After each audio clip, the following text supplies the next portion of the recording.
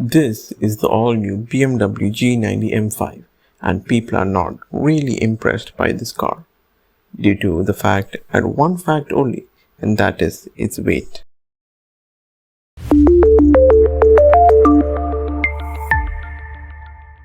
In order to get a rough idea about the new M5's weight, let us look through the M5's predecessors. Firstly, the first generation E28 M5 weighed about 1410 kilos. The second generation E34 M5 weighed about 1745 kilos. The third generation E39 M5 weighed about 1795 kilos. The fourth generation E60 M5 weighed about 1855 kilos. The fifth generation F10 M5 weighed about 1990 kilos. By comparing these generations, we can say that the M5 started to become heavy. But for the sixth generation, the F90 M5 weighed about 1982 kilos, which is a bit less than the F10. And lastly, the 7th generation G90 M5 weighs a massive 2445 kilos. Now, that is overweight. Some may wonder why the new M5 is so heavy. So, to understand that, let us look at its powertrain. The new G90 M5 is powered by a S68 4.4 liter V8 producing about 577 horsepower and 750 Nm of torque. Along with that, it has an electric motor which produces about 194 horsepower and 280 Nm of torque. To get the total power output, we don't combine the horsepower of the both. But according to BMW, the combined power output is 727 horsepower and 1000 Nm of torque. Even though all these cars displayed are in the same class, but these are a few vehicles which are lighter than the new G90 M5. And yes, an aircraft, the Spitfire is lighter than the new M5. Now how crazy is that? There were clips which were circulating around the internet about the new M5 unable to power slide potentially due to its weight at the Goodwood Festival of Speed. Now let's look at the M5's direct competitors.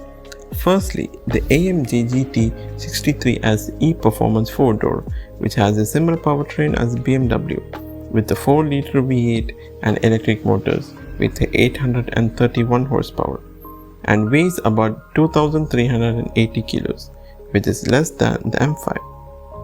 Next, the Porsche Panamera Turbo S e-Hybrid also has a similar powertrain, with the 4-liter V8 with 690 horsepower, weighs about 2350 kilos, which is again less than the M5. Although the Volvo S60 T8 does not have a similar powertrain, but it has a 2-liter turbocharged 4-cylinder with electric motors and weighs about 2053 kilos. The main factors for the weight might be first, the powertrain. As we talked about earlier, batteries do weigh quite a lot. Then the second factor, which is the luxury factor. Since the new M5 is more luxurious with all leather interior compared to the previous generation, it is more heavy. The third factor, the technology factor. Since the new M5 has all the greatest and latest technology with sensors and radars all around for various safety features and convenient features, and that also cost a lot of weight. Then other factors mainly such as chassis. To compensate for the weight, they had to stiffen up the chassis, which means more metal and more weight. On the positive note, the BMW still provides the new M5 with a V8 despite all these regulations and norms. Now take that Mercedes who still uses a 4-cylinder on the flagship model such as the SL43. Now talking about the M5's looks, they did ruin the front quite a bit, with the headlights looking like the 2 Series hatchback in their lineup. The rear part of the car looks sporty with wide rear end and the lower diffuser part. Overall, it looks alright, but looks like the BMW designers copied someone's homework and changed it a bit. About the interior, just like every other car manufacturer, they have placed a long slab of screen for the gauge cluster and infotainment, and really wide ambient light elements, and it gets a different look on the steering wheel as well. Last but not least, the new G90 M5 would be a perfect car for those who do not want an athletic car, but for straight line performance. For those who want an athletic car, sorry to say, but the new M5 is not it.